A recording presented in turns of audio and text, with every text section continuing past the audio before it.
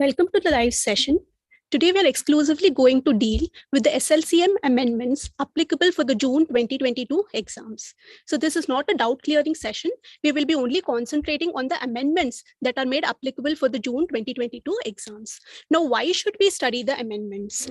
So for studying the amendments, it is very important that we should be updated, right? It is very important that we should be updated with the latest provisions of law.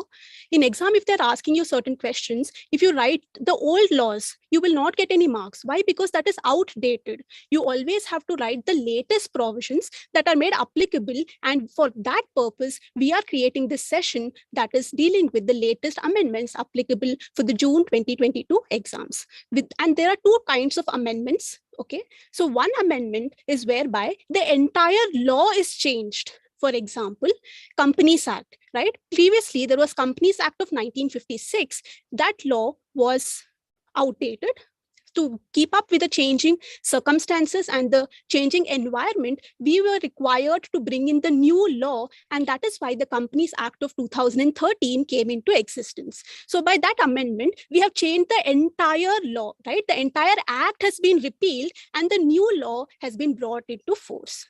Similarly, the other kind of amendments are where the law is okay. We don't have to change the entire law, but only certain provisions with respect to the enactment regulation act requires to be changed. For example, if you want to change any definition, if you want to include some particular clause, if you want to add additional eligibility criteria, if you want to change the net worth requirement, turnover requirements. So if such minute changes are required to be made, we will make amendments with respect to only that particular provision. We will change or make amendments to that particular section, that particular rule or regulation as may be required. So from the SLCM perspective, both these amendments are applicable for the June 2022 exam. Why? Because the delisting regulations of 2009 have been completely repealed and the delisting regulations of 2021 have been brought into force. So the earlier regulations have been completely repealed and we have to study the new regulations that have been brought into force from 2021.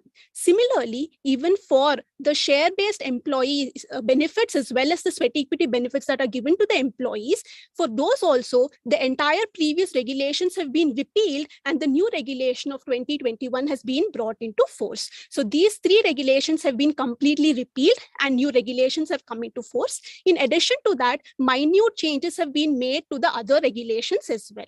So without wasting much time, let's directly see what are the various amendments that are made applicable for the June 2022 exams.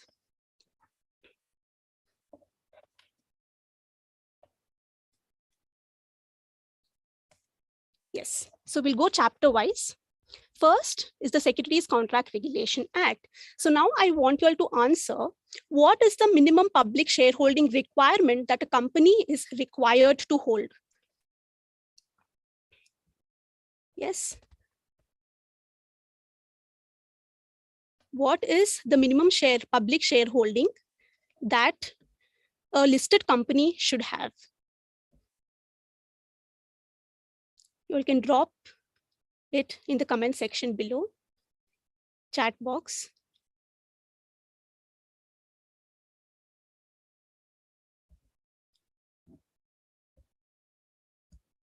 Yes. So the minimum public shareholding that is required to be maintained by every listed entity is 25%. So you should maintain your public shareholding at the level of 25%, but there are certain provisions that are made applicable. We will have a look at that. So what is the first amendment? They are saying that the powers have been given to the central government to what? To exempt certain public sector companies from the provisions of Rule 19A, that is nothing but maintaining the minimum level of public shareholding, right? So they're saying that the central government has been empowered to exempt any of the public listed companies from all or certain of the provisions of Rule 19A of the Securities Contract Regulations Act of 1956. Moving to the second amendment, it talks about minimum public shareholding. So we know that the minimum public shareholding of any listed company is 25%, but they have created different slab rates. So first slab rate is if your post-issue capital, that is after you're making any kind of issue, your share capital is 1,600 crore rupees, less than that or equal to 1,600 crore rupees, then you have to have a minimum public shareholding at 25% initially as well. Okay, but if your shareholding, if the post issue capital is more than 1,600 crores but less than or equal to 4,000 crores, then your minimum public shareholding should be at 400 crores. So only these provisions were available before the amendment came into picture. But after the amendments have brought into force, two new slabs have been introduced, which says that if your post-issue capital is more than 4,000 crores but less than or equal to 1 lakh crore, then your minimum public shareholding should be 10%. And if your post-issue capital is more than 1 lakh crore rupees, then it should be at 5%. But now we know that at all times we are required to maintain it as 25%. Right? So that is why they're saying that initially when you make any kind of issue, these are the limits that are required to be maintained. However, over a certain period of time, you have to enhance these limits and make it reach to the level of 25%. Even those time limits have been clearly provided in these regulations. So there is amendment with respect to that as well, where they say that you have to increase these limits to 25% within a clear specified period of time. So with respect to case 2 and 3, where it is 400 crores and 10%, you will have a time of 3 years from the date of listing to bring it to the level of 25%. And in case of case 4, that if it is at 5%, you will be given a time of 2 years to bring it to 10%, and then further 5 years to bring it to the level of 25%.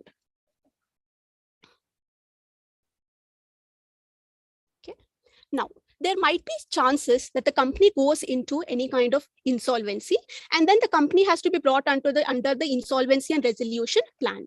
So when the company comes under the insolvency and resolution plan, there might be chances that there is a requirement for changing or restructuring the capital structure of the company. In such cases, when there is any kind of change in the capital structure of the company due to a resolution plan, they are saying that your public shareholding can fall below the minimum requirement of 25%. It can fall even below the requirement of 10%, but it can never fall below the requirement of 5%. So minimum you have to maintain 5% even if it is under the insolvency and resolution plan.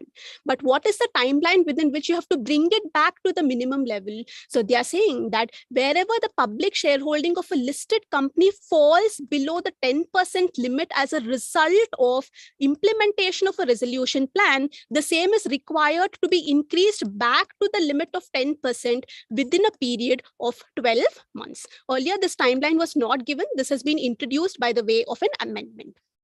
Similarly, they're saying that every listed company should maintain its public shareholding at 5% even under the resolution plan. So they're saying that it can fall below 10%, but it cannot in any case fall below 5%. And in case it is falling below 10%, you will have a time of 12 months to bring it back up to the level of 10% that is required to be maintained.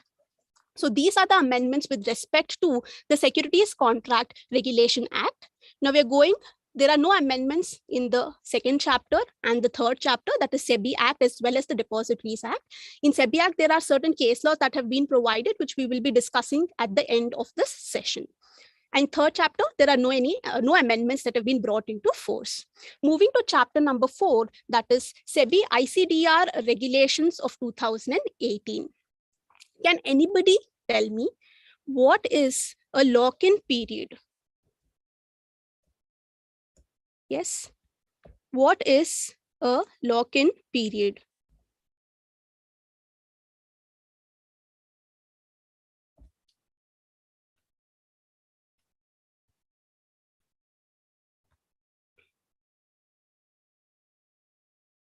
Okay. So the lock-in period is nothing but once a company goes into a public issue, the promoters of the company or certain category of persons are prohibited from dealing in securities of the company for a specific period of time, only to control the pricing of the shares, right? So to ensure that there is no volatility in the share price of the company. Now, what is the provision with respect to lock-in period? So they have reduced the lock-in period requirements, not only for the promoters, but also the other category of investors. So now let's have a look at what are the amendments that have been brought into force. So first, we will be dealing with what are the lock-in period for securities which are held by promoters. So earlier it was 3 years from the date of commencement of commercial production or the date of allotment, which is made in the initial public offer, whichever is later. But there was a lot of problem in calculating this. That is why they have simplified the provision and they've said that the lock-in period for the promoter share shall simply be 18 months from the date of its allotment. So when it has been allotted in the IPO, from that date, you will have a period of 18 months. That is the lock-in period, where the promoters will not be allowed to deal or trade in the securities of the company. After the completion of 18 months, they will be free to deal with the securities of their company. But there is a provision. They're saying that the lock-in period will continue for a period of 3 years if the majority of the issue proceeds is proposed to be utilized for capital expenditure. So whenever we are making an IPO, we have to disclose the purpose. What is the purpose for which we are raising money from the public? If that purpose is capital expenditure, right, then they are saying that the amount that is you're using, if majority of the amount that you're using is for capital expenditure, then the lock-in period will continue to be 3 years and it will not be reduced for the period of 18 months. One more thing that you have to note here is that there are two ways in making an IPO. First one is by the way of fresh issue, right? We have discussed this. It is by the way of fresh issue where you're adding extra capital to your share capital of the company and you're creating more shares of your company and you're making a fresh issue. Second one is the already existing shareholders will offer their shares for sale to the general public. So that is the second mode, that is by offer for sale. First one is fresh issue. Second one is offer for sale. So whenever we are calculating this money that is being raised for the purpose of capital expenditure, we are going to not take into consideration that portion which has been raised by offer for sale. Only the fresh issue capital we are going to take into consideration for the purpose of calculating whether the majority of the proceeds are going into capital expenditure or not. Moving ahead. The lock-in period for promoters holding in excess of minimum promoters contribution.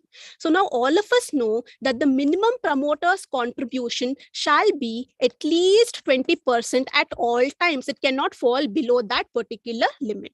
For example, if the share capital of the company is 100 crores post-issue, out of this 20% means at least 20 crores is required to be held by the promoters. But in actual, the promoters holding is 30 crore rupees. So they're holding 30%. So they're satisfying the limits, but they're holding over and above 20%. So for the limit of 20 crore rupees, their lock-in period is going to be as per clause 1, that is going to be 18 months. And over and above the remaining 10 crores is going to be for a period of 6 months. So over and above the 20 limit capacity, whatever shares are being held by the promoters, for that, the lock-in period is 6 months. That has been reduced from 1 year. Earlier it was 1 year, now it is 6 months. So if you see overall, the lock-in period has been exactly halved. Earlier it was 3 years, which has been reduced to 18 months. And in case of excess promoters contribution, it was 1 year, which has been reduced to 6 months. So it is exactly half of what it was earlier before the amendment came into place. Now, let's discuss the lock-in of specified securities held by people other than the promoters. Now, you might ask, how is this possible? So what happens is it is a private, let's take an example that it is a private limited company. The company has promoters, they've just started, and now they want to grow big. They've issued certain ESOPs to its employees. It has taken funds from the angel investors. So there are certain investors, there are angel investors who are shareholders of that company, they have certain percentage of holding in the company. The employees have certain percentage of holding in the company. So when the company goes for an IPO, even these category of people who are already the existing shareholders of the company before it is listed, like the angel investors or the employees, even they will be subjected to the lock-in period, that during certain period, they will not be allowed to trade in the shares or the securities of the company. So for them, the lock-in period is 6 months. Earlier, it was 1 year. It has been now reduced to 6 months. So these are the amendments that have been brought in with effect to the lock-in provisions. Moving ahead to the requirements, eligible requirements for making an IPO. So we know Regulation 6 talks about the eligibility criteria for a company to be become eligible to making an IPO. Now, there is a certain provision that you will know that there are ordinary equity shares and there are special right equity shares. So if a company has already issued a special right equity shares, will it be permitted to make an IPO? The answer is yes. They say that yes, even if a company has issued special right equity shares, they will be permitted to make the IPO. They can list their securities, but they can list of what? Of only ordinary shares. They cannot list their special right equity shares on the stock exchange. They will list only their ordinary shares. Okay, but there are certain eligibility conditions. There are certain criteria that they should fulfill in order to become eligible for IPO. So this is exclusively with respect to that company which has issued special right equity shares. So I'm not going to discuss each and every condition because it is already existing. I'm only going to talk about the amendments. There are 2 amendments that have been brought into force with respect to the eligibility criteria for a company issuing special right equity shares for the purpose of eligibility for making an IPO.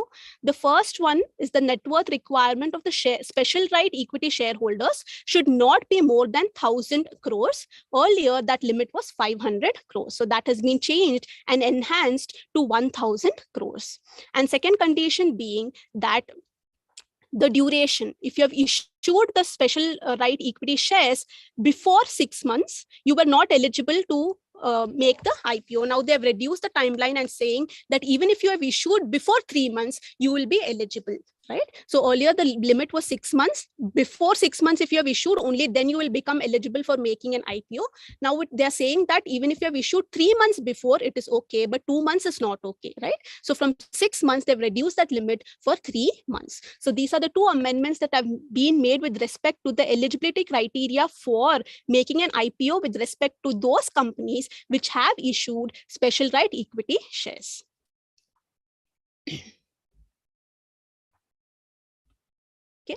So that's it with respect to the ICDR regulations.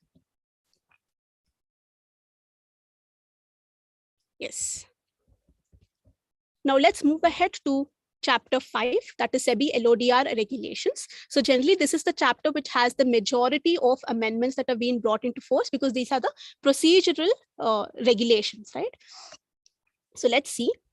So they're saying that the listed entity should ensure that approval of shareholders for appointment of a person on the board of directors is required to be taken at the immediate next general meeting or within a period of 3 months from the date of his appointment, whichever is earlier. So this is not an amendment provision to make a comparison. This is a new insertion. This provision has been added now in the amendment, that you have to take the approval of the shareholders for appointing the person on board of directors when at the immediate next general meeting that is going to be conducted, or if the meeting is very far away, within a period of 3 months from the appointment, whichever date comes first, you have to take the approval for the appointment of a person to the board of directors. Next is with respect to the composition of the audit committee. They're saying that at least 2/3 of the members of the audit committee should be independent directors. Earlier it was majority, now they've made it 2/3, right? So at least 2/3 of the members of the audit committee should be independent directors. And the most important provision or amendment is that all the related party transactions should be approved only by the independent directors of the audit committee. So this is an important point to be noted. For example, there are 5 members in the audit committee. and a matter comes into consideration before them for approval of a related party transaction. In that case, let's assume that one of them is not an independent director and the remaining 4 people are independent directors. So the resolution comes before them for approving what related party transaction, that time the people who are going to decide or approve are these 4 people, and this one person who is not an independent director, we will not take his opinion into consideration, right? So they're saying that all the related party transaction will be approved only by the independent directors on the audit committee, and no other person who is not an independent director will be, his opinion will not be taken into consideration. Moving ahead to the composition of nomination and remuneration committee that has been modified, it says that at least 50% of the members of the nomination remuneration committee should be independent directors. Earlier it was 2/3, now it has been made as 50%. One more new insertion has been made, which says that any appointment, reappointment, or removal of an independent director of a listed company will always be subjected to the approval of shareholders by the way of passing a special resolution. So what happens whenever, what is the role of independent director? To bring independence to the board. If anything wrong is happening within an organization, they should be able to voice it out. They should be able to tell the public that, yes, this is something that is not in your favor. It is not in the favor of the shareholders. Some scam is taking place or some fraud is taking place within the organization. That is the role of the independent directors. So at times what happens that the board of directors of the company, if the independent director gets to know about some activity that is going on within the organization, before he voices out, the board of directors are going to remove him as an independent director. So to curb such activities, they have introduced a concept that if you want to remove an independent director from the board of directors, you have to pass a special resolution where in the general meeting and take the approval of all the shareholders, right? So that is the new provision that has been brought into force. Next. The requirement for undertaking the directors and officers insurance has been extended to top 1,000 companies with effect from 1st January 2022. So earlier it was applicable only to top 500 companies, but now with effect from 1st January 2022, they've enhanced and made it applicable to top 1,000 companies. And that how do we decide the top 1,000 companies? It is based on market capitalization. So the top 1,000 companies on the basis of market capitalization will mandatorily be required to take directors and officers insurance for the independent directors.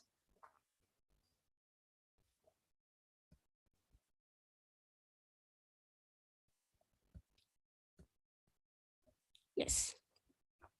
One more important provision that you have to take into consideration is that no independent director will be allowed to be appointed as what? As an executive director, as a whole-time director where of any listed company, okay, on the board of directors of the listed company, its holding company, its subsidiary company, associate company, or any company which is belonging to the promoter group until a period of 1 year has elapsed. So if you are an independent director of a company and you are resigning from your office for a period of 1 year, you cannot be appointed as an executive director or a whole-time director for a period of 1 year, not only in your own company, but also in your associate company, subsidiary company, or the holding company, or even any company that belongs to promoter group. So cooling period of 1 year is required for the appointment of an independent director or giving him some other designation from apart from the independent director.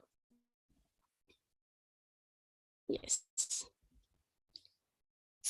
So earlier we knew that the LODR regulations are made applicable to what? To the equity shares that are listed, to the securities which are convertible. If today they are bonds or they are preference shares or they are debentures, which can be further later on a future date converted into equity shares, only those kind of securities were covered under the purview of LODR regulations. But now even the non-convertible securities, the LODR regulations have been made applicable. And they're saying that the provisions with respect to corporate governance, with respect to appointment of various committees, audit committee, risk management committee, nomination and remuneration committee, those provisions will be applicable, become applicable to the listed entity which has listed as non-convertible debt securities only if it has the outstanding value of listed non-convertible debt securities of 500 crore rupees or above. So if it is listing its securities which value is more than 500 crore, only then the provisions with respect to corporate governance will be applicable. Apart from that, the general provisions of LODR regulations will automatically be applicable, but the provisions specifically with respect to corporate governance will be applicable only if your value of securities is more than 500 crore rupees. And from when have to you comply? So they're saying that the corporate governance provisions will be applicable only if you reach the limit of 500 crore rupees or above. So they're saying that we will give you a period of 6 months. The day you touch the 500 crore mark, we will give you a period of 6 months to comply with the provisions of corporate governance. That is nothing but 6 months time will be given to you to create various committees and comply with the LODR regulations.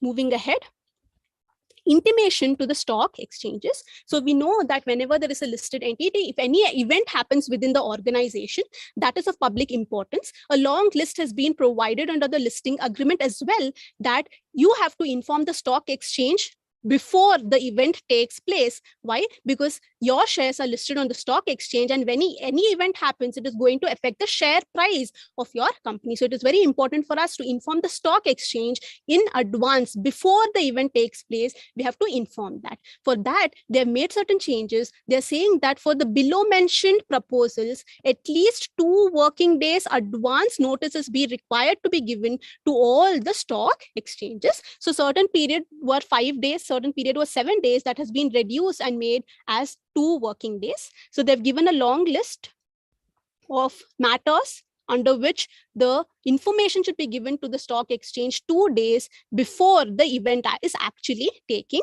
place. Right? Now, one more important amendment that you have to note of is the related party transactions. So now for it, there are certain amendments. First one is with respect to what is a material related party transaction. There has been a change that has been brought by the way of amendment. Earlier, they said that only if you're 10% of the annual consolidated turnover, okay,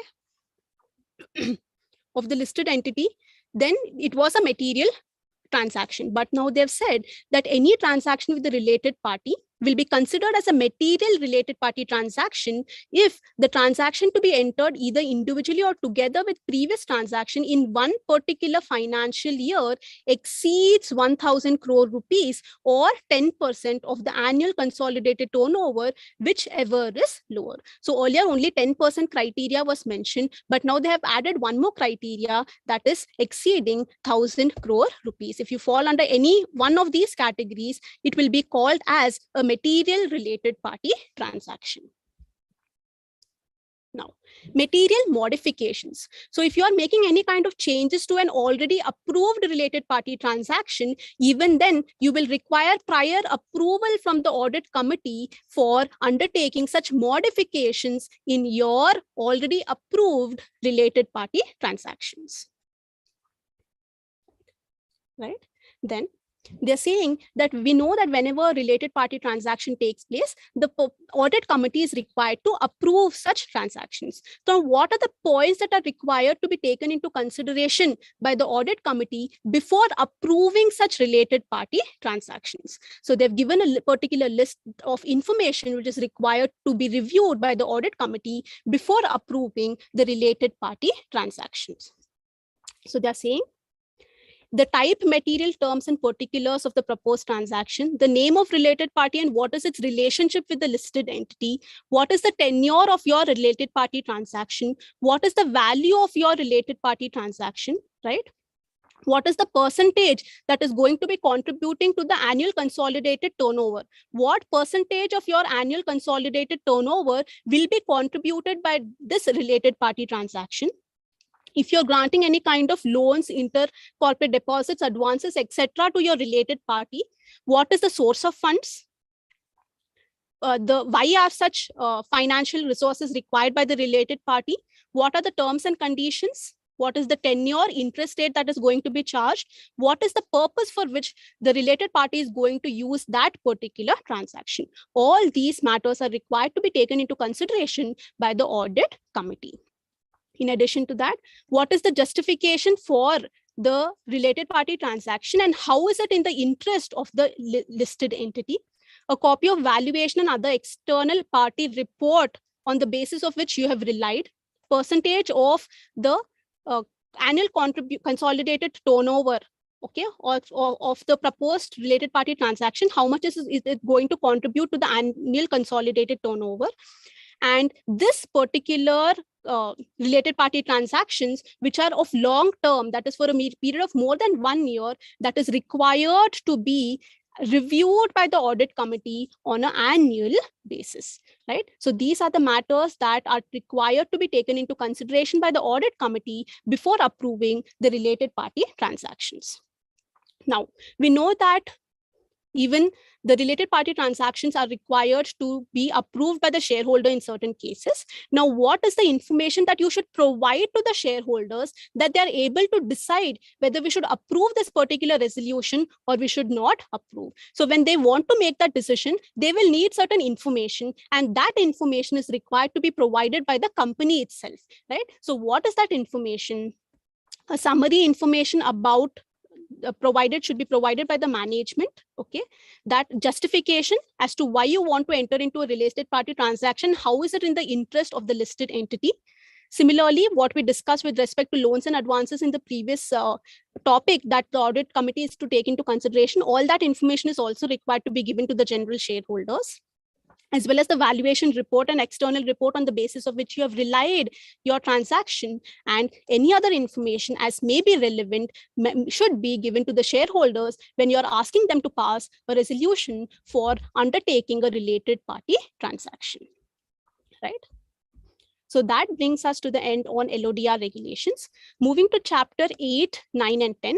As discussed earlier, the delisting regulations of 2009 have been completely repealed, and new regulation, that is the Sebi delisting of equity share regulations of 2021, have brought into force.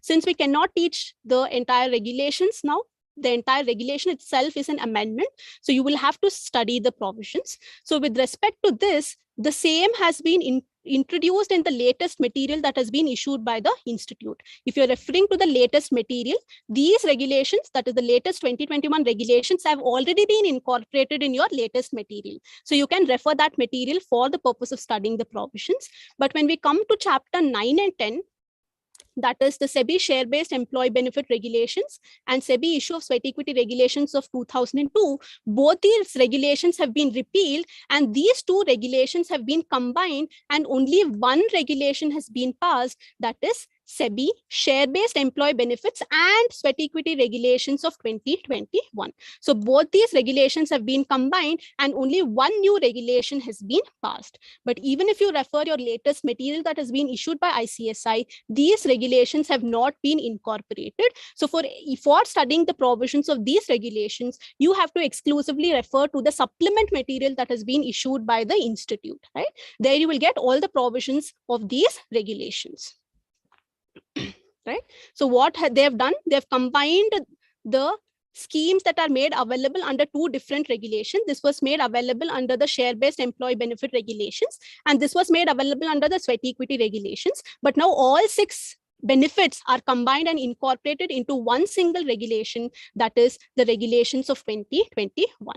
I will not exclusively be dealing and teaching each of the provisions because the entire regulation itself is a new provision, right? They've repealed the old regulation and brought into effect the new regulation. So this is the change, and it is one of the important amendments that have been brought into force. So the student should give special focus to these regulations of 2021. Moving ahead to chapter 11, that is Sebi Prohibition of Insider Trading Regulations of 2015. Now, what We know informant reward. So we know that any kind of insider trading is prohibited under the PIT regulations of 2015.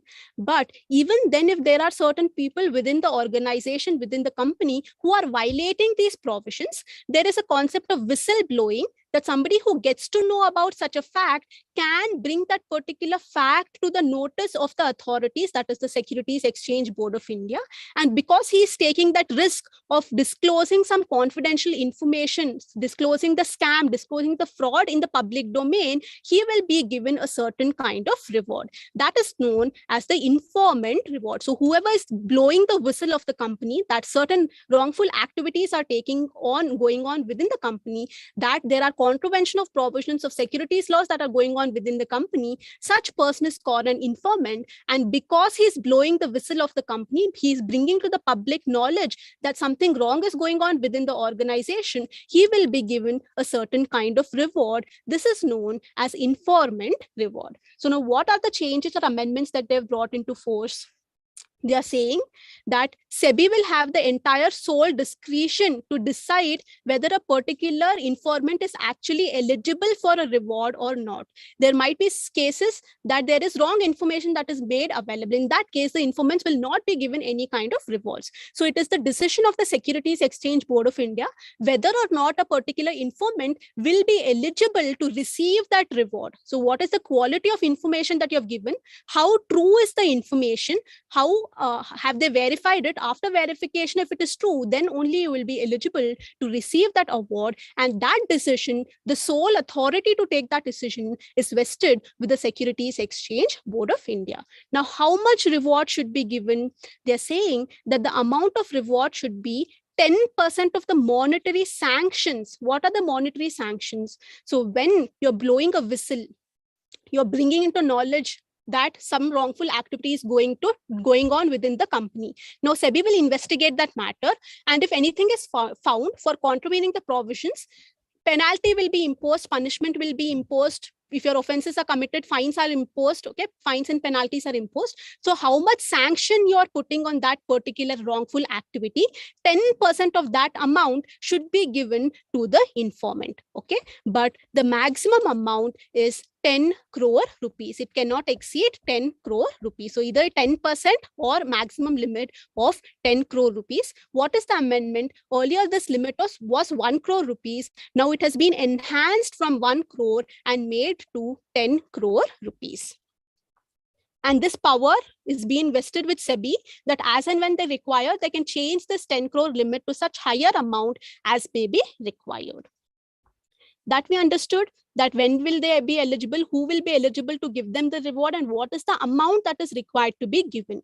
Next question is, when should this amount be given to the informant, right?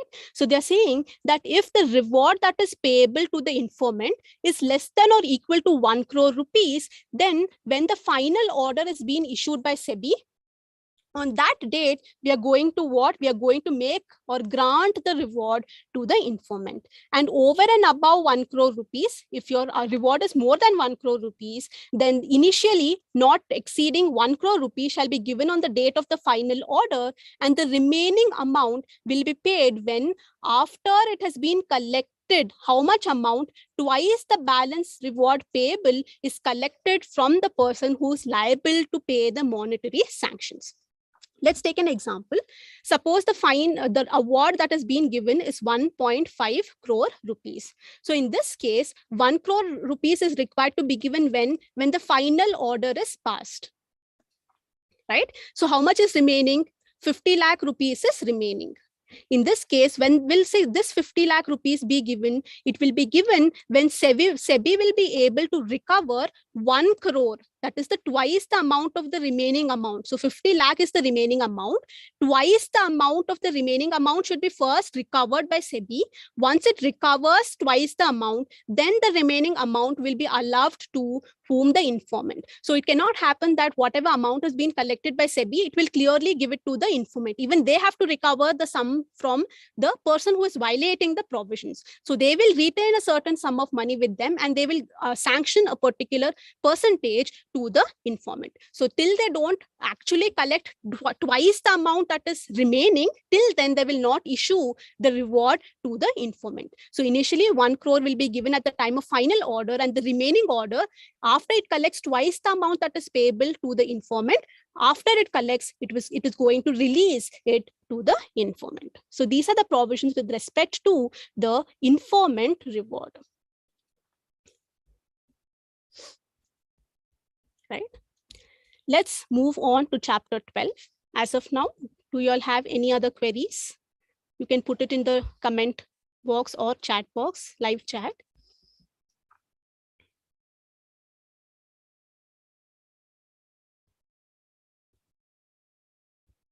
Yes. Let's move ahead to the further amendments that are provided under chapter 12, that is mutual funds. So they've increased the limit of investment that can be made by the mutual funds in overseas, right? So they increase the limit of overseas investment for mutual funds.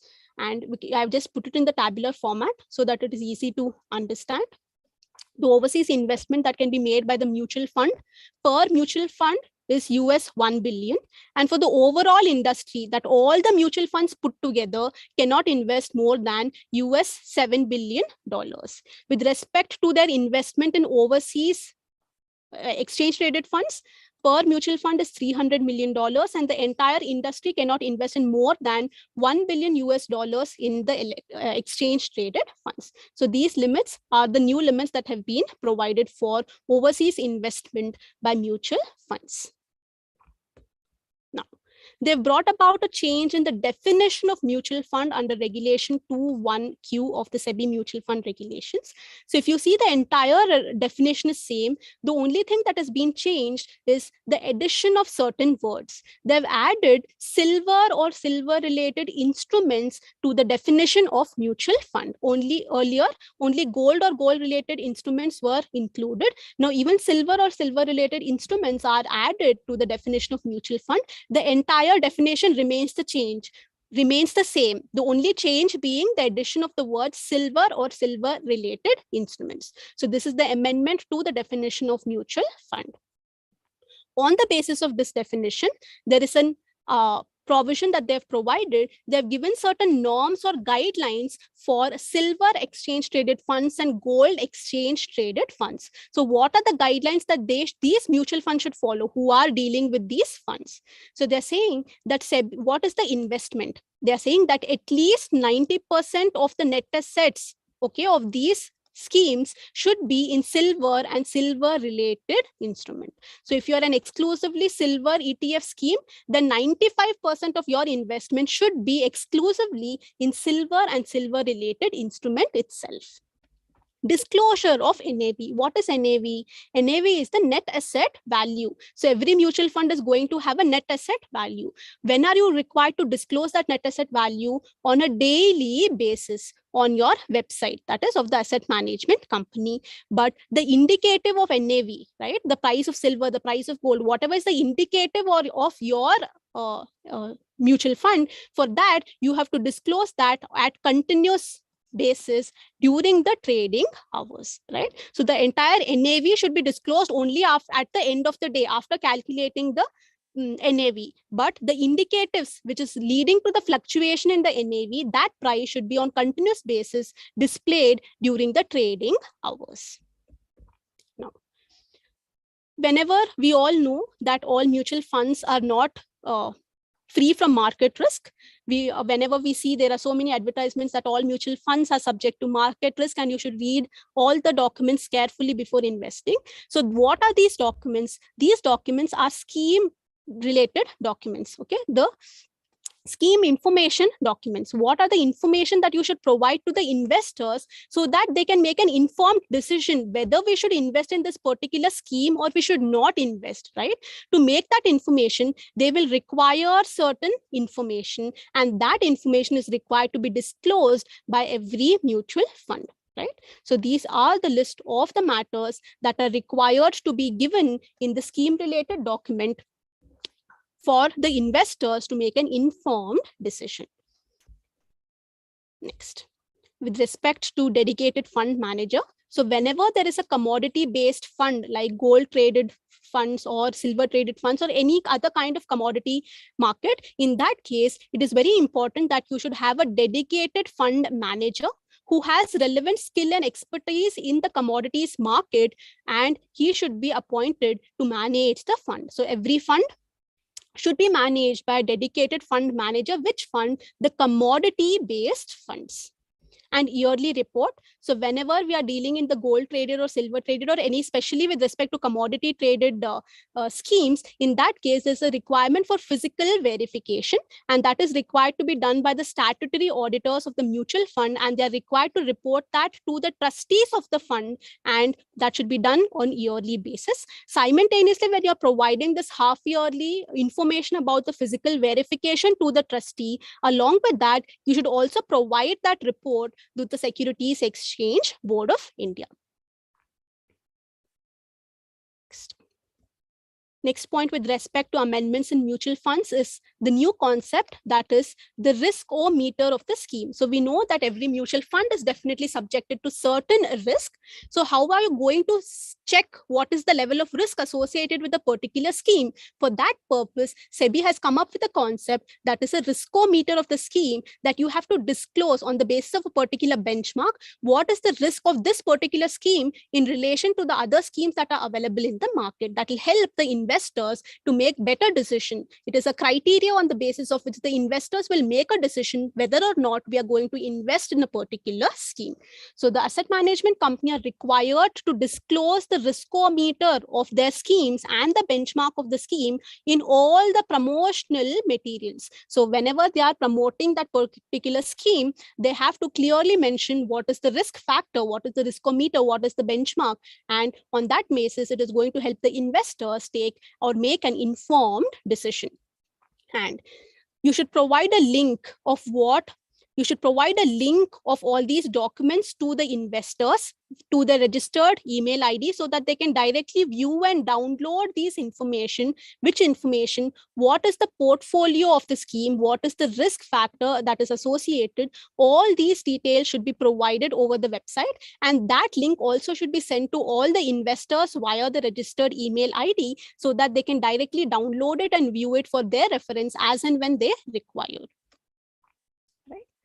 Now, another amendment with respect to the mutual funds is the risk management framework. What are they saying?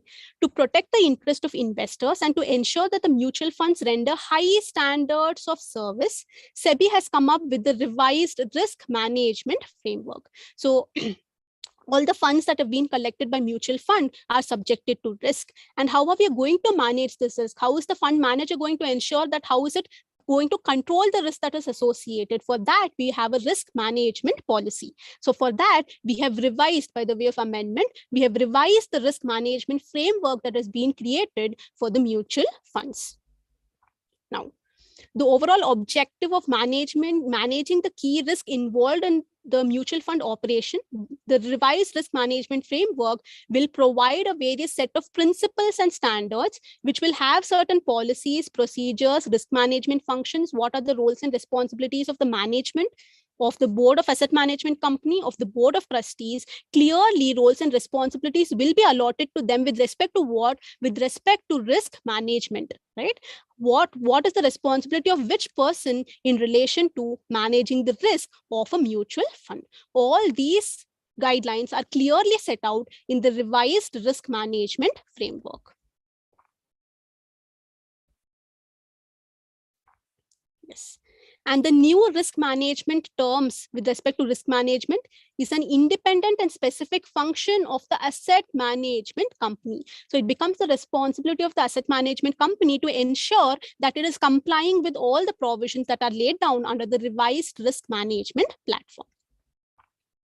Moving ahead, every risk that is associated with the mutual fund, whether it is an investment risk, whether it is a compliance risk, it is operational risk, cyber security risk, any kind of risk, there are so many risks associated, which we have already discussed when we are studying the provisions of mutual funds. So whenever there are risks, how many ever risks are there associated with respect to your particular scheme, you should appoint such dedicated risk officer. So for every risk, you should have one dedicated risk officer to take care. And over and above all these dedicated risk officer, we will have one chief risk officer who is going to ensure the overall risk management of the mutual fund. And the details of this should be provided on the website of the fund as to who is the risk management person, who is a particular, who is the risk manager for the inflation risk, or who is the risk manager for the operational risks, right? So for them, all these details should be provided on the website. And the overall responsibility to take care of the risk of the mutual fund is definitely on the chief risk officer, but we cannot exclude the management and board of asset management company and trustees. So though there is a chief risk officer, in addition to that, even the management and the board will be held responsible if in case certain wrongful event takes place or certain risks go out of control. The asset management company should always do self-assessment of their risk management framework. They should check whether they are following it properly, whether it is sufficient enough to ensure that the mutual fund is in compliance with all the provisions that are laid down, right? So it becomes the duty of the asset management company to ensure that it is self-complying and assessing the provisions of the risk management framework that it has been set up. And it should ensure that it implements the revised risk management framework as soon as possible. Apart from that, it should always be reviewed annually by the asset management company. So with the time, even the situations in the market change, even the need for the provision, that is the risk management framework, will change. So every mutual fund should every year annually review its risk framework, risk management framework, to ensure if certain changes are required to be made. That brings us to the end of the mutual fund amendments. Moving ahead to the amendments under Chapter 14, that is resolution of complaints and guidance, that is the informal guidance schemes and the scores platform and ombudsman. These are the concepts that are covered under Chapter 14. There are not much amendments. They're only saying that an online mechanism has been created for obtaining the scores credential. So what happened? What is scores? We all know that scores is an online platform where the investors can file a complaint against whom the listed entities or the registered intermediaries, if they're not happy or if they have complaints against such listed companies or intermediaries, they can directly raise a complaint on the scores platform if they're not getting a proper response from the company or the intermediary, right? After they have approached the company and intermediary, if they're not getting the satisfactory reply, they can file an online complaint with Sebi on the scores platform. This was launched in the year 2011. At that time, in 2011, they were given, all the listed entities were given a certain period of time within which they were required to register themselves on the scores portal and obtain the credentials, right? That was a post activity.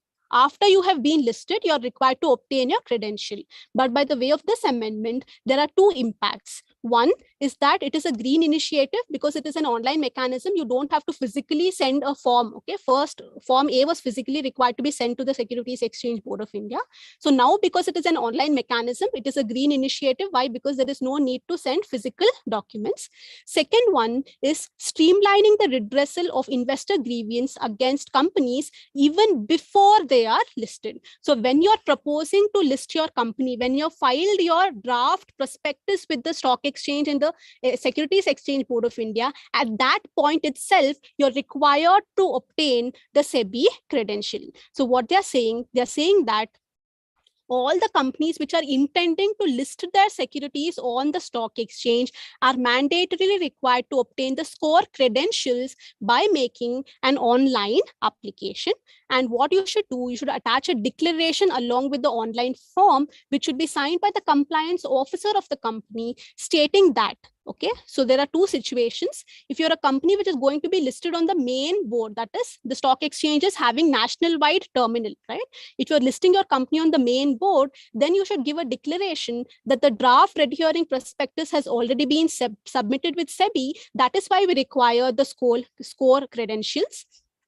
And in case you're a company which is going to be listed on the small and medium exchange or on the debt platform, in that case, you have to give a declaration that an application to listed securities has been submitted to the stock exchange, or in principle approval to list the securities has already been obtained from the stock exchange. So depending upon which category of company you are, you're going to attach a declaration along with the online form and submit it to Sebi for what? For obtaining the scores credential. And this should be done before listing your company. So right from the beginning, the investor grievance mechanism has been secured, right?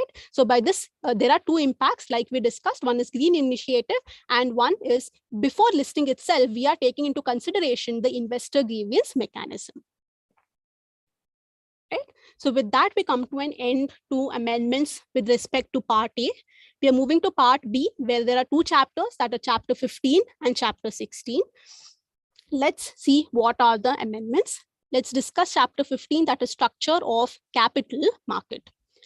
The first concept that has been introduced is the accredited investors. So now the definition that has been provided is very long. It is even confusing. So I've just reduced this into a tabular format so that it is easy to understand as well as remember. So who is an accredited investor? So if you're an individual, if you are a HUF, if you are a family trust, or if you're a sole proprietor, and if you are so and so person and you have an annual income of at least 2 crore rupees, or you have a net worth of 7 crore and 50 lakh rupees, out of which at least 3 crore 75 lakh is from financial assets, or you have an annual income of at least 1 crore rupees and a minimum net worth of 5 crore, out of which 2.5 is from financial assets. If any one of these conditions is fulfilled, then you are going to be called as an accredited investor, right? You just have to remember these limits. And if you are a body corporate, you should have a net worth of 50 crore rupees, then you will be an accredited investor.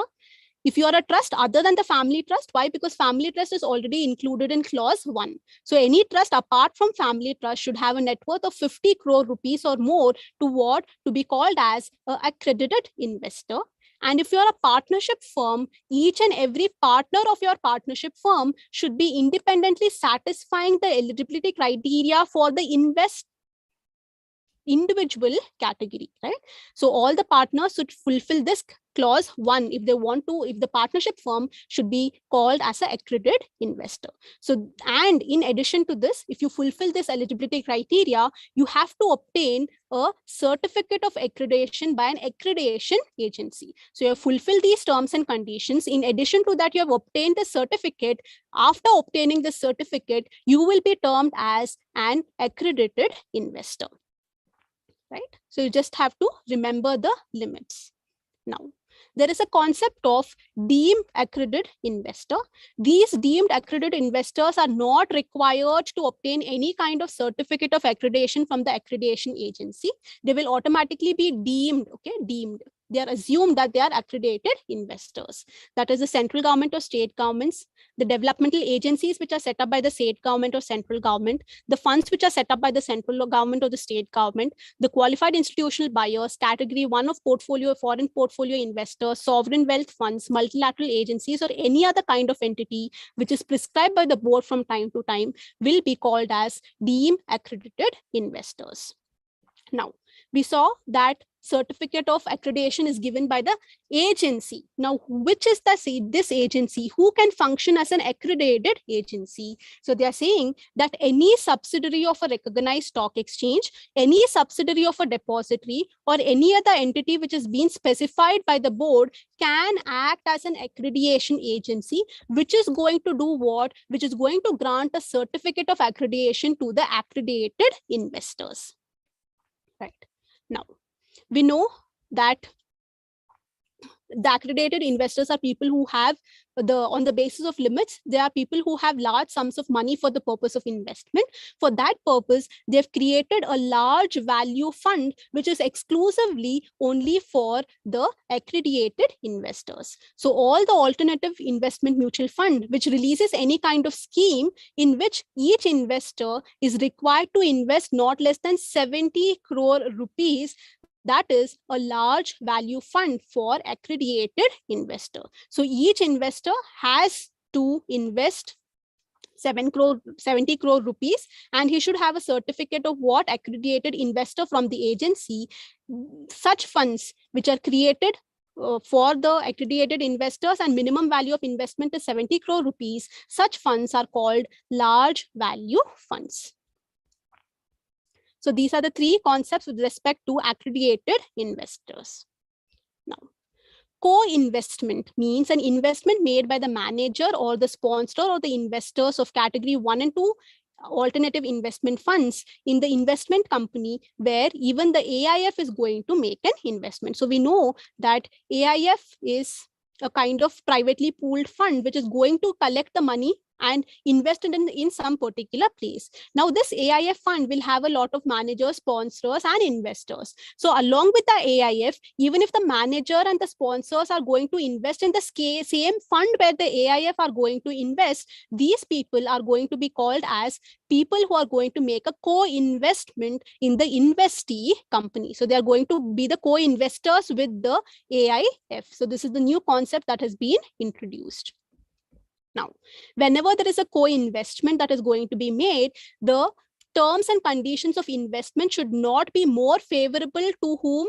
To the sponsors or co-investors or to the managers. What is the terms and conditions for the ultimate investors of the AIF? The same terms and conditions should also be made applicable to even the managers, sponsors, or the co-investors that are investing in the investee company. Even with respect to the exit term, whatever will be the exit term for the AIF, same terms and conditions, same timing will be applicable even to the people who are co-investing with the alternative investment fund. Yes, so that is with respect to the structure of capital market. We are moving to the last chapter, that is the securities market intermediaries. There is a definition that about that is the banker to an issue, which is regulated under the Sebi banker to an issue regulations of 1994. There is a substitution. They've included. Earlier, it was only scheduled commercial banks which were allowed to be the banker to an issue. But after the amendment, it is or such other banking company as may be specified, even they are eligible to become bankers to an issue. Right?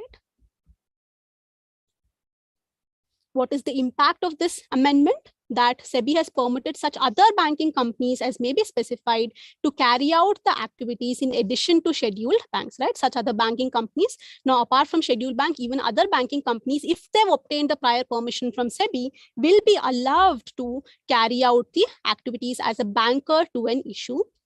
The non-scheduled payment banks have to get also prior approval from the Reserve Bank of India after fulfilling the requirements of the banker to issue regulations. And if any payment banks, right, which are registered as the banker to the issue, will be permitted also to act as self-certified syndicate banks with respect to the green shoe issue, right? Those are the impact where even other banks other than the scheduled banks are allowed to act as bankers to an issue. Now, whenever the investment advisor gives any kind of advice to the investors, we know that he collects his professional fees for giving the advice.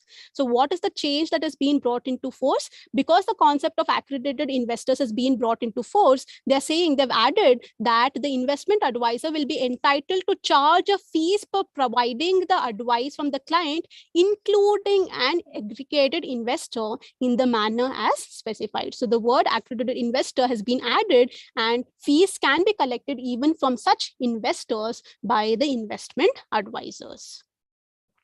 Now, moving to publication of investor charter and disclosure of complaints on websites by two kind of people, two type of intermediaries. One is the merchant bankers and other one is register and share transfer agents. So now what is this?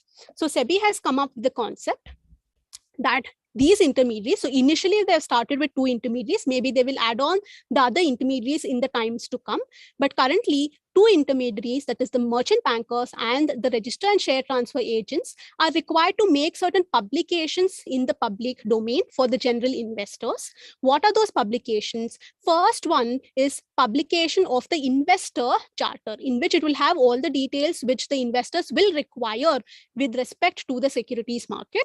And second one is the disclosure with respect to the complaints, right? So if you are an intermediary, there are various complaints that are filed against you by the investor on the scores mechanism, or directly that has been made by the investor to you. So you have to give a list of all the details of all the complaints that have been filed against you, how many you have resolved, etc. So these are the two kind of disclosures that are required to be made by these two intermediaries. Let's have a look at it. First one is publishing of the investor charter.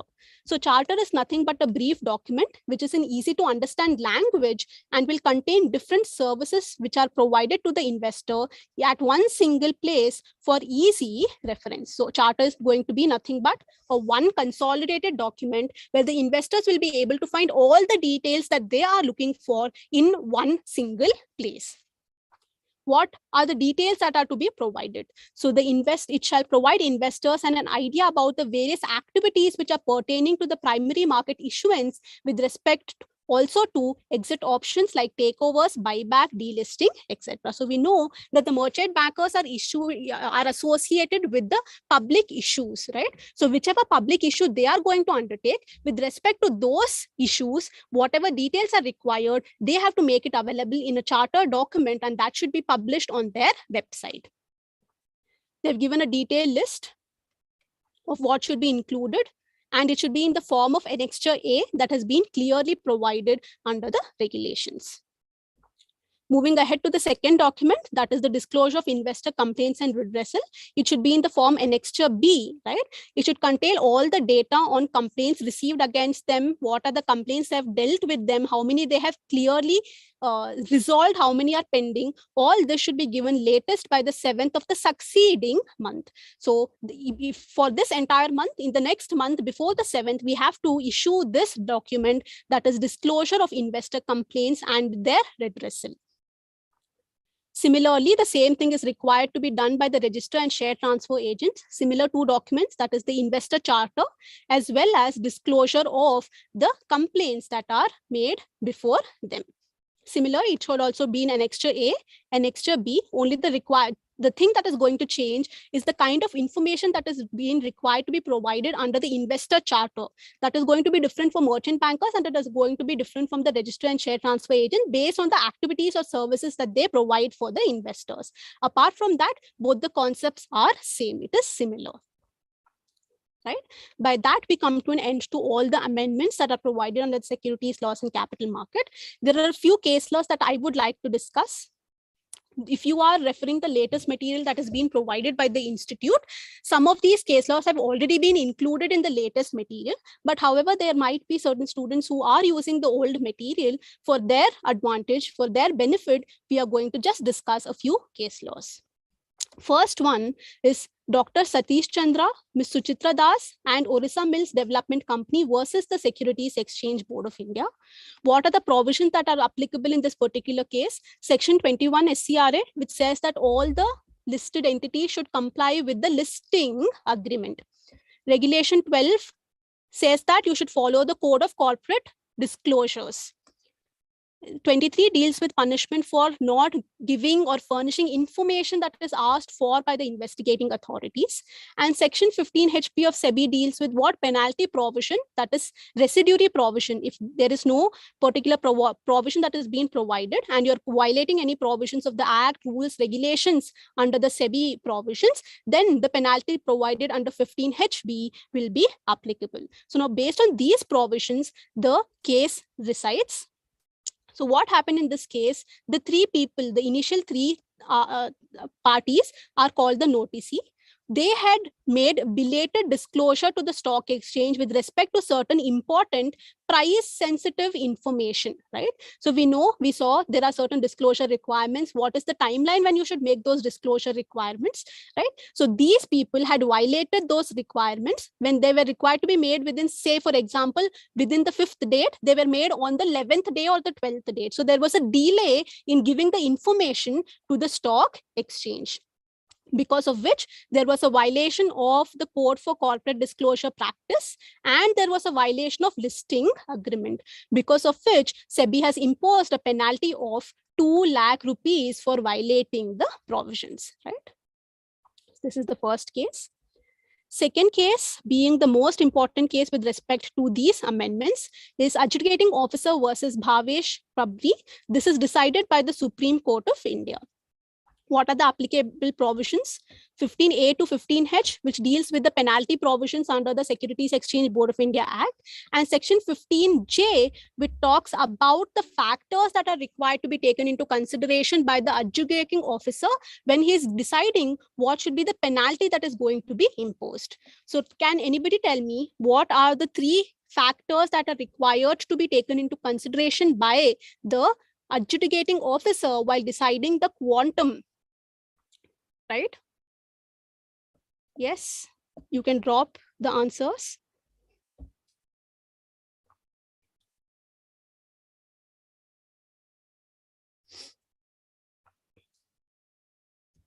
Okay, so the three factors that are required to be taken into consideration are that what is the unlawful gain that has been made by violating the provisions, what is the loss that the investors might suffer because of the default of certain individuals, and what is the repetitive nature of such wrongful activity by certain individuals. Based on these three factors, the adjudicating officer is going to impose penalty. Now, in this case, certain questions were raised. What is the question? They're saying that under 15J, you have said that these are the three factors that we are required to take into consideration. Apart from this, can the adjudicating officer take any other matter into consideration? That means they are asking whether the list that have been provided of 3 points, is it an exhaustive list or is it an illustrative list? Illustrative list means any point can be added by the adjudicating officer based on the facts of the case. Exhaustive means apart from these 3 points, no other point can be taken into consideration. This was the point that was raised before the Supreme Court, and Supreme Court has said that this list of 3 points is only illustrative in nature. Based on the facts and circumstances of each case, other factors can be taken into consideration by the adjudicating officer while he is imposing the penalty, right? So that is the first question that is asked. And second question that is asked is that you are saying under 15J that these are the factors that should be taken into consideration by the adjudicating officer when he's imposing any penalty. In contradiction to that, under 15A to 15H, you have clearly mentioned that what is the penalty that has to be provided, right? That is, for example, let's take certain provisions say that the minimum penalty shall be 1 lakh rupees, subject to 1 lakh rupees per day till the offense continues, and subject to a maximum of 1 crore rupees. This is the general penalty clause that has been provided under the Securities Exchange Board of India Act. Now, when you've clearly provided that limit, in addition to that, you're saying that adjudicating officer should take factors into consideration. Are these two provisions not in contradictory to each other? The penalty provisions will eclipse, okay, the 15J clause, that there is no discretion for the adjudicating officer to decide the penalty. You yourself have given the penalty that is required to be that is required to be imposed on the wrongdoer. So in this case, there is no discretion that is being allowed on the adjudicating officer. So there is no point in providing section 15J, right? You can just say what is the penalty we will give, why will we take the factors into consideration. So that is why they're saying the answer that the Supreme Court gave is that section 15A to 15J, which talks about the penal provision, should always be read along with 15J in a manner to avoid any kind of inconsistency or repugnance. They're saying that yes, the provisions of 15J will be eclipsed by the penalty provisions, right? We are saying that the provision is minimum 1 lakh rupees penalty, subject to maximum 1 crore rupees. So there is a wide range that is being provided. You use your discretion in determining under which range you want to impose the penalty. Though we have given the lower limit and the upper limit, there is a vast range that has been provided. There you use your discretion and impose the penalty. So they are saying that yes, there is certain eclipse of provisions, but these penalty provisions should be read along with the factors section, and all the provisions should be read together and implemented by the adjudicating officer. So this is one of the important case laws. Moving to the third case law, Nilesh Kumar versus Securities Exchange Board of India, where there are two sections that come into picture. 11C is where the officers of the company, the managers, any kind of employee are obligated. It is their duty to provide any kind of material, record, information, books to the investigating officer when he is conducting any kind of investigation. And 15 HP we know is the residually penal provision. Now, what are the facts? In this case, Sebi was conducting an investigation into the affairs of Supreme Tech Smart Limited against certain complaint that was received. On the basis of that investigation, it wanted to receive certain information and documents which was in the possession of Mr. Nilesh Kumar. So that it has issued summon to him, asking him to submit certain documents and information. But it was alleged that Mr. Nilesh Kumar has submitted incorrect information, and therefore Sebi has filed an adjudicating proceeding under 15 HB for giving wrong information and deviating the course of action of investigation. What was the judgment? The judgment was that Mr. Nilesh has deliberately made an attempt to misguide the investigation. Therefore, Sebi has imposed a penalty of rupees 8 lakh on him for providing incorrect information to the investigating authority, and he has hampered the process of investigation. Therefore, he is violating the provisions of Section 11C. So he was held guilty for violating the provisions of Sebi Act. He did not comply with the requirements. It was his duty to give true and correct records, information, data that he had in his possession to help the investigating authority to complete the investigation. But he did not do so in the accordance with the provisions. Therefore, a penalty of 8 lakh rupees was imposed on him for contravening the provisions and not abiding by the law. The last case is Dilip versus Securities Exchange Board of India. It is with respect to prohibition of insider trading regulations. What happened in this case? There was a company, Tata Finance Limited. It had a wholly owned subsidiary called Nishkalpa, and Mr. Dilip was the MD of this Tata Finance Limited. Now, this subsidiary company has incurred a huge loss, which was obviously going to reflect even in the balance sheet of the Tata Finance Limited company.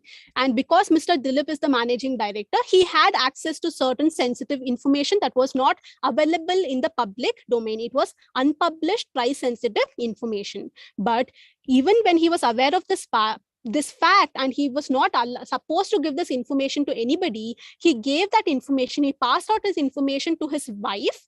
On the basis of this information, his wife sold off all of her as well as her father-in-law's holdings in TFL to avoid the losses, right? When this information, when the financials of TLF would have come out in the public domain, the price of the TFL would have crashed, right? Because of the losses. To avoid those losses, before the financials have come into public domain, this wife, on the basis of the unpublished price-sensitive information, has sold off all her shares in the company, not only this company, but also in all the other group companies to avoid the losses. But when the financial statements were made available or disclosed in the public domain, all the other general investors suffered huge losses. But this wife did not suffer any loss, but she made a significant gain, right? When the share price was about to fall, she has sold off and taken the money previously based on an unpublished price-sensitive information. So it was clearly held that Mr. Dilip is guilty of insider trading. If he would not have been given that information to his wife, she would not have sold the shares, and she would also have suffered the losses like general investors. So he was held liable for insider trading. So these are the provisions with respect to the amendments that are made to the securities law and capital market, which are applicable to the June 2022 exams. By that, we have discussed all the provisions. Yes, there is a requirement that, ma'am, can you please share or provide this amendment notes? Yes, we will try to make it available. I will give it to the academy and they will share it with you, right? If you all have any other doubts, you all can put in the chat box. We have covered each and every amendment that is provided in the supplement material. The supplement material is slightly complicated because they have inserted the material directly from the enactment, right? Whatever is the change, whatever is the law, as per the BEAR Act, the same thing has been copy and pasted. It is not explained in detail, right? So I've created a simple notes so that it is easy to understand, right? So by that, we have completed all the amendments. If you'll have anything, you can drop in the chat box, or else we can end this live session.